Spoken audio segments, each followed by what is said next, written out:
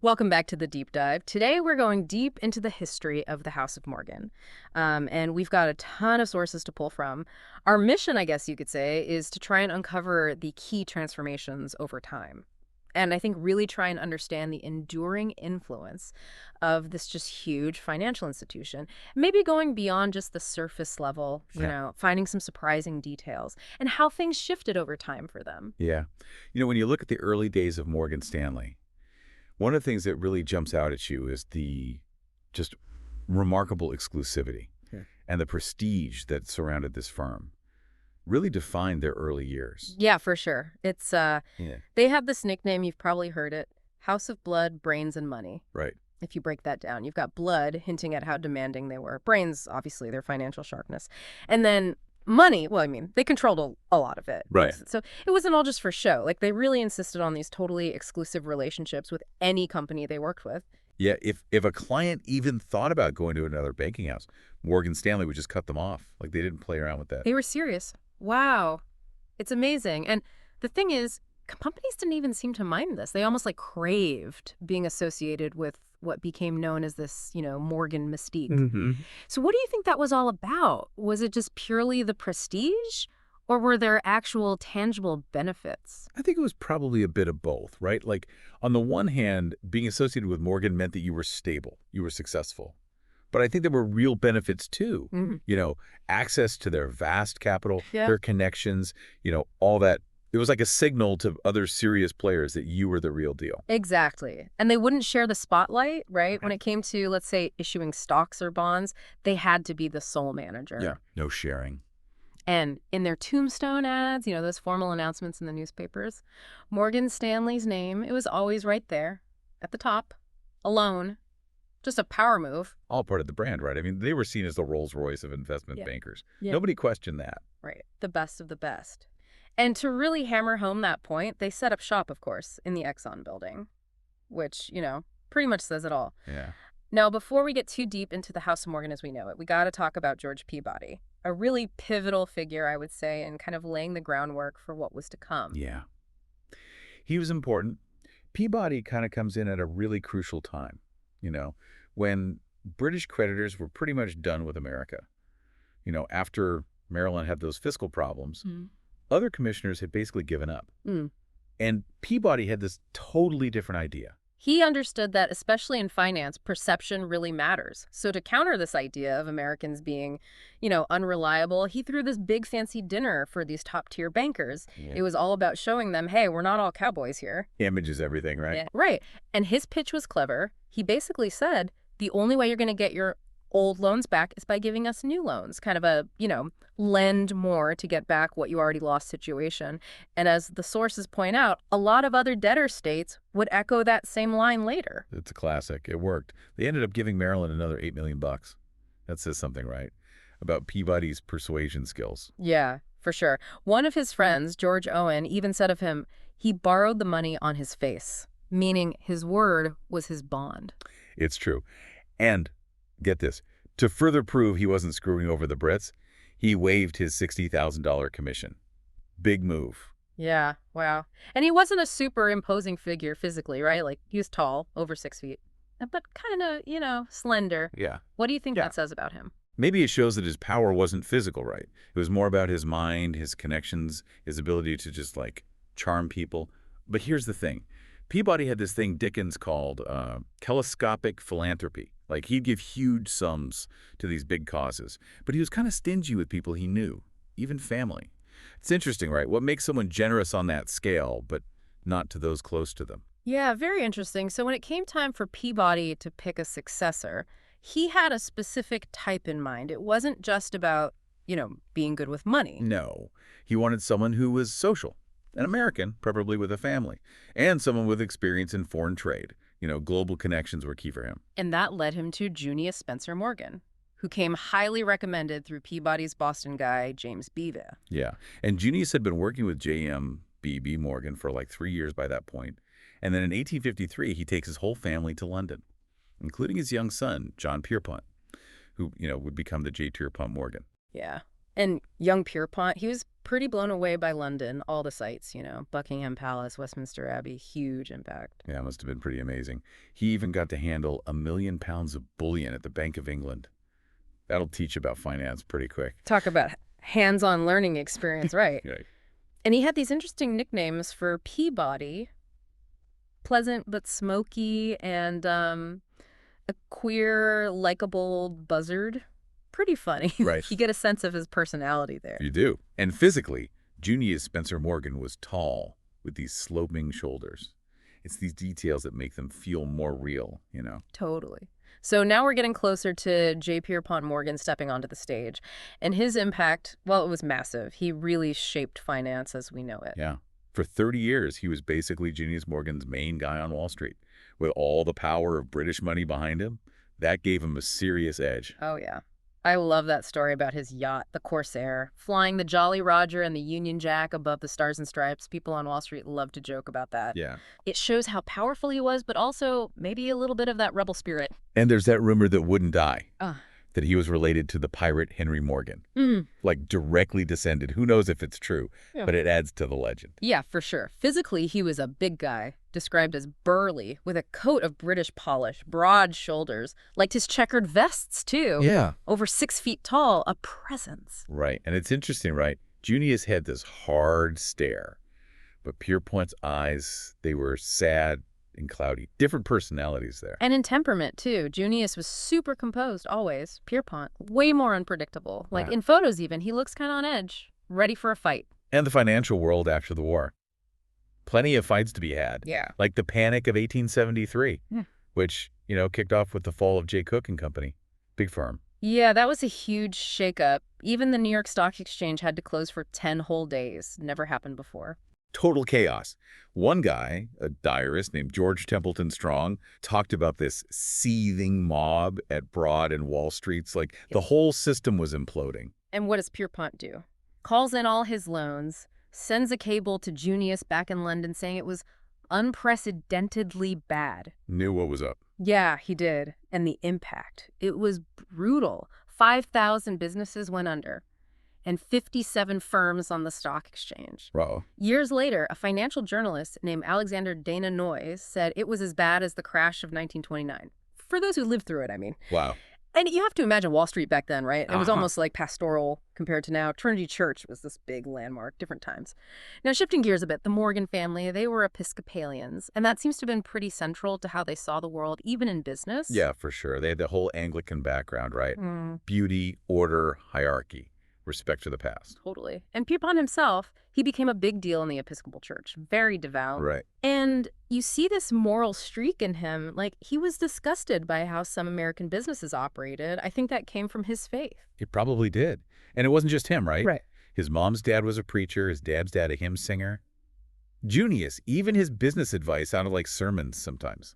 There's a great quote from Junius. He said, "Self-approbation and a feeling that God approves will bring a far greater happiness than all the wealth the world can give." Which, coming from him is pretty striking. It is. And Pierpont, he wasn't shy about sharing his opinions either. Over at 23 Wall Street, he was known to pontificate a bit. I can imagine. And Sundays, strictly for church, for him and Fanny, his wife. So another interesting thing about the Morgans, they really hated lawsuits, like avoided them whenever possible. Oh, yeah. Junius told Pierpont once, "Don't get sucked into litigation. Life's too short for that." Good advice, right? For sure. But even though they hated lawsuits, things got super nasty in the railroad world in the 1880s. Lots of companies going bankrupt. So in 1886, Drexel Morgan steps in to try and fix things, specifically the Philadelphia and Reading Railroad. Yeah. They did the usual stuff, right? Issued new bonds, lower interest rates, all that. But then things went a little sideways. A guy named A. Archibald McLeod took over the railroad. He was no fan of Morgan. He even said, "I'd rather run a peanut stand than be told what to do by J.P. Morgan." Talk about a statement. Yeah, he was not messing around. And he didn't stop there. He started going after Morgan's other railroad territories. Direct challenge. Pierpont must have been furious. And I think that really taught him a lesson. From then on, he's going to keep a much tighter grip on any company he rescued. It's a big moment, right? Yeah. Shows the power struggle going on. And it all goes back to that issue of just too many railroads, not enough business to go around. Now, when we look at Pierpont's personal life, It's interesting. We don't hear much from Fanny, his wife. Not directly, at least. Yeah, her perspective is kind of missing, unfortunately. But what we do know is that Fanny and Jack, their son, they were super close. And it seems like they both kind of understood Pierpont in a way that most people didn't. Right. Jack's letters to Fanny are really something. So much love and care. Like, there's one where he says, "Dear, I love you as you know, and just now I am full of comfort thinking I'm going to see you in less than a week." That's sweet, It, right? it is. And even as a teenager, he was so protective of her. She suffered from depression Yeah. and became more and more bedridden. It's almost like he became the parent in a way. He really worried about her, trying to cheer her up. There's a line where he's like, "As to your blues, I can only say what everyone else does. Do take care enough not to overtire yourself and watch against them all you know how." He wanted to help, but he was just a kid. Yeah, it's sad. And it's interesting, right? Because one of their friends described Fanny as calm, cold, unenthusiastic in public. So maybe she was different in private than how she seemed to the outside world. It's possible, right? People were complicated. Yeah. And then you've got Pierpont going to Göttingen. Not a super long university stay. Jack, on the other hand, goes to Harvard. Classic, prestigious education. Right. And I think that gave Jack a different view of his dad. More nuanced. He even tells the story that really shows how self-absorbed Pierpont could be. Oh, yeah, that one where a classmate visits their estate and Pierpont just buries himself in the newspaper. Yeah. Doesn't even talk to the guy. But then later tells Jack he's one of the nicest young fellows I've met. Like, classic Pierpont. Focused on his own world. Exactly. And Pierpont, he thought Jack was a bit soft, a bit too passive. So what does he do? Sends him on a hunting trip in the Rockies. With William Rainsford, no less. Tough love, right? Yeah. Shooting bighorn sheep, sleeping in a snowed-in cabin, real manly stuff. But even after all that, Jack was still closest to his mother. And it wasn't until after Harvard that he met Jane Norton Grew, who'd become pretty important in his life. Right. And in the end, even though Pierpont's deals were risky, anyone who stuck with him, they made a ton of money. But, he wasn't just this financial titan. He had a whole other side to him, kind of this public image of power, but underneath, a lot of vulnerability, almost like he was wearing this tragic mask, making people both scared and, I don't know, kind of sorry for him at the same time. Yeah. And you see it perfectly in that 1903 photograph by Edward Steichen. Those shadows, how tightly he's gripping the chair, that intense stare. And he's so self-conscious about his nose. It's such a powerful photo. At first, he hated it, ripped up the prints, but later he offered a ton of money for the negative. It must have really captured how he felt. Powerful, but also deeply troubled. Yeah. The sources actually say his blazing eyes and his grotesque nose, Mm-hmm. they were both because of his rosacea. It must have really affected him. Yeah, it's hard to imagine. So as we move into the 1900s, we start to see this clash between Pierpont Morgan and, Theodore Roosevelt. And at the same time, there's this huge rise in antitrust sentiment. People are fed up with big business having all the power. For sure. And the Northern Pacific corner, that didn't help. People were furious. And Roosevelt, well, he was smart. He saw an opportunity to make a name for himself by going after these big trusts. And the Northern Securities Company, they were right in his crosshairs. Yeah, that 1902 lawsuit was a big deal. And when Morgan heard about it, he was at a fancy dinner party, no less. Total shock. This wasn't how things worked before, this president. He wasn't playing by the old rules. Nope. And their meetings, apparently, they were full of this sublime arrogance on Morgan's part. They both came from, upper crust families, too. Their dads helped found the American Museum of Natural History. So maybe there was this personal rivalry thing going on as well. It's interesting, right? The sources suggest this same kind of conflict would play out later with Jack and Franklin Roosevelt. Both Roosevelts were seen as kind of turning on their class, going against the interests of the super rich. But back to Pierpont. He met with Roosevelt and the Attorney General, Knox, at the White House. Things got tense. And it wasn't just about them, right? It was this whole bigger trend. The government was starting to really pay attention to big business, to these huge trusts. Yeah. And Pierpont, he was old school, right? He believed in business running things. He had zero respect for government interference. Right. Remember that story about someone trying to talk to him about civil service reform? And he Yeah. just booms out, "What do I care about civil service reform?" Yeah, that was him. And he hated the press, too. Never gave interviews, avoided cameras. His employees weren't allowed to say a word to reporters. Not exactly good PR. Yeah, he's a private guy. So then you've got the Panic of 1907, another huge test for the financial system. And for Pierpont, personally. You know that saying on Wall Street, the crash you predict never happens? Well, 1907 proved that wrong. Panic selling in March, the whole market tanked. Yeah, it was bad. So all the big players at the time, Frick, Harriman, Rockefeller, Schiff, they meet up in secret, trying to figure out how to stop the bleeding. Their idea, create this $25 million fund to buy up stocks and stabilize prices. Yeah. Jack cables his dad in London, says, hey, maybe just us working together, the moral effect alone will calm things down. Right. But Pierpont, not having it, sends a cable back, basically says, that's a stupid idea. It's market manipulation. Wants nothing to do with it. Wow. Yeah. Yeah. Ironically, the market rallies the next day because of a false rumor that he had joined the effort. Go figure. But the plan falls apart anyway. Right. So throughout that spring and summer, Pierpont's partners are sending him warnings. Hey, things are going to get really bad this fall. Yeah, they saw it coming. He was 70 at this point, often not feeling great. But when crisis hit, it was like he came alive. Good adrenaline, right. Maybe. So he puts together this committee of younger bankers, top guys, sends them to audit the Knickerbocker Trust. They were on the verge of collapse. Benjamin Strong, the guy who'd later run the Federal Reserve Bank of New York, he said the depositors were freaking out. Yeah, they knew something was up. Pierpont looks at the report and he's like, nope, the Knickerbocker's done. And it fails in October. He even says, I can't be everyone's savior. I have to draw the line somewhere. You can tell he's feeling the pressure. It's a lot to carry, right? Saving the whole financial system. Yeah. And the Knickerbocker failing, that Yeah. wasn't the end of it. The president, Charles Barney, he begged to meet with Pierpont but was turned away. Later that day, he killed himself. Oh, wow. And then, even worse, other depositors started killing themselves too. It was just awful. That same night, Pierpont and other bankers meet at a hotel in Manhattan. They're scrambling, trying to figure out how to contain the panic. Yeah, those were dark days. So shifting to a different part of the world, we also have to talk about Willard Straight, a Morgan partner who got deeply involved in financing China. And it ended up, well, pretty disillusioning for him. Yeah, he had these big ideas, but the political situation in China was a mess. Morgan had backed the Manchu dynasty, which was corrupt and increasingly unpopular. Right. Straight himself started to realize this, called the Chinese officials selfish and bigoted. But he was still focused on making sure those loans got paid back, even if it meant propping up a failing government. He was so caught up in the banking side of things that he missed what was happening on the ground. People in China were getting really fed up with foreign influence. Yeah.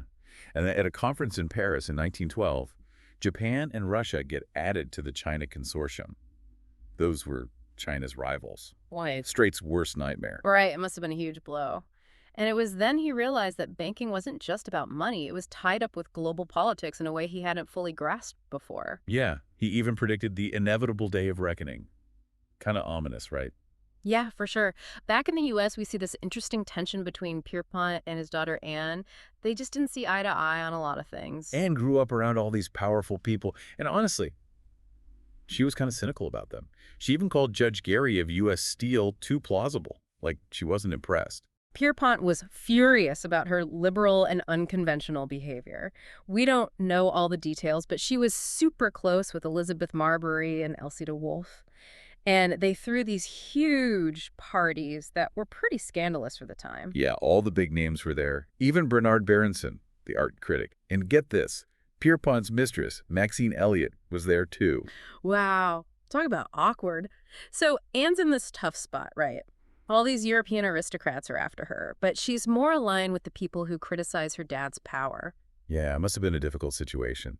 And the sources we have about their relationship, they're pretty vague, a lot of gaps. We can only guess at what really went on. So moving on, there's this whole money trust idea that was a big deal back then, and the Peugeot committee hearings, they really brought that to light. People were afraid of this small group controlling everything. You had J.P. Morgan and Company, First National Bank, and National City Bank, the big three. Right, and the question is, if they were so close, why not just merge, or at least share board members? The sources say it was because of the American public.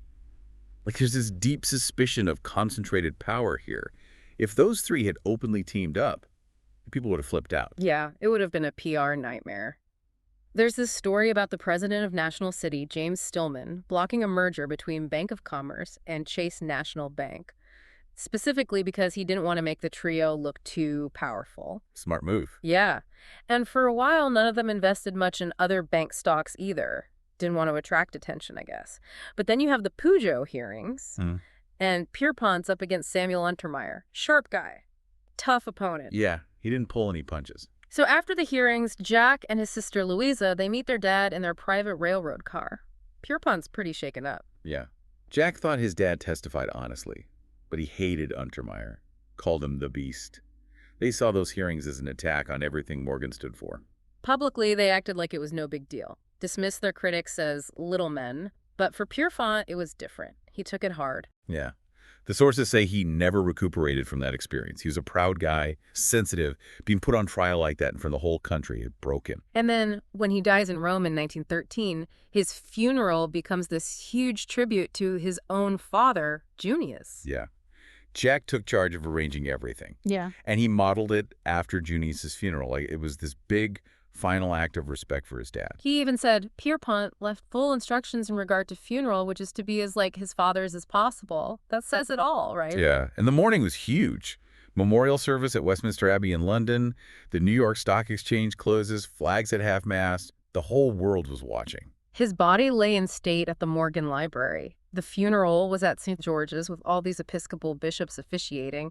And Harry T. Burleigh, the famous black baritone singer, he sang the hymns. He was one of Pierpont's favorites. Wow. Yeah. And he's buried in the family mausoleum in Hartford, right across from his father. It was a massive send-off. It was. So, with Pierpont gone, it's Jack's turn to lead the House of Morgan. And he brought his own style to the job. Yeah, he followed in his father's footsteps, right? Became a vestryman at St. George's, kept up the Morgan support of the Episcopal Church, even funded a revision of the Book of Common Prayer. He took on all the expected roles, too. Commodore, the New York Yacht Club, board member at Harvard and the Met, the whole 9 yards. And he did philanthropy, but maybe with some different interests. He kept paying for the New York Lying-in Hospital, like his dad did. Yeah. But he also got into funding Aztec archaeology digs for the American Museum of Natural History. Yeah, that's interesting. Different from Pierpont's obsession with Egypt. Right. And Jack was even more of an Anglophile than his dad. He even teamed up with Lamont to give a bunch of money to the British National Trust to save the land around Stonehenge. He really loved England. Yeah.